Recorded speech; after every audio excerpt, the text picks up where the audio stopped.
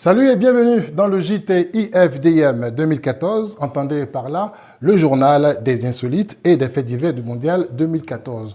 Vous allez vivre avec nous des insolites les plus croustillantes et les faits divers les plus déroutants de ce mondial de football qui se déroule au pays du roi Pelé. Pour le coup d'envoi de l'émission, nous vous proposons un autre coup d'envoi qui sera un coup d'envoi incroyable avec un jeune handicapé qui, à l'aide d'un robot, va se lever, marcher et donner le coup d'envoi du mondial. Un exploit scientifique qui sera présenté avant le match d'ouverture qui va opposer le Brésil et la Croatie. Yves Apou. Incroyable mais vrai. Un exploit scientifique sera présenté avant le début du premier match du mondial Brésil-Croatie. Un adolescent handicapé équipé sur tout le bas du corps d'un exosquelette quittera son fauteuil roulant. Il va marcher pour donner le coup d'envoi du mondial 2014. Tenez, les jambes robotiques seront contrôlées par la pensée de l'adolescent. Un bonnet avec des capteurs sera fixé sur sa tête. Il permettra la lecture des signaux transmis par le cerveau. La traduction en mouvement le fera marcher.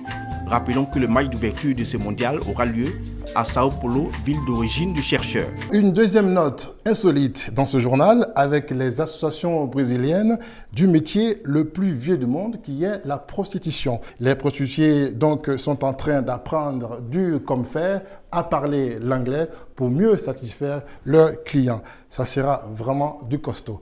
Voyez le sujet d'Alex Mokhtar. La Coupe du Monde, on y est. Au Brésil, tout est prêt et les prostituées brésiliennes ne sont pas en reste. Elles sont devenues bilingues car désormais elles parlent tout l'anglais. Et pour ceux qui se demanderaient pourquoi, la réponse elle est toute simple. Sachez que plus de 25 000 supporters anglais viennent de débarquer au Brésil. Et pour leur offrir le meilleur service possible, la plus célèbre association de prostituées du Brésil a décidé de faire passer ses adhérentes à l'heure anglaise. Objectif, leur permettre de bien négocier les offres de leurs clients, mais aussi à les séduire grâce à un vocabulaire sensuel. Notons également que les professeurs d'anglais de nos prostituées ont aussi mis en scène des démonstrations érotiques afin de leur apprendre les noms et la façon d'utiliser les sex toys. Le moins que l'on puisse dire, c'est qu'au vu de tous ces efforts déployés, les nuits brésiliennes ne manquent pas de piment. Les nuits seront vraiment chaudes au Brésil. Cette Coupe du Monde de football inspire décidément pas mal de gens. Un photographe a eu une belle idée de présenter un maillot de foot, chaque chien de race, en fonction du pays d'origine. Le résultat est édifiant.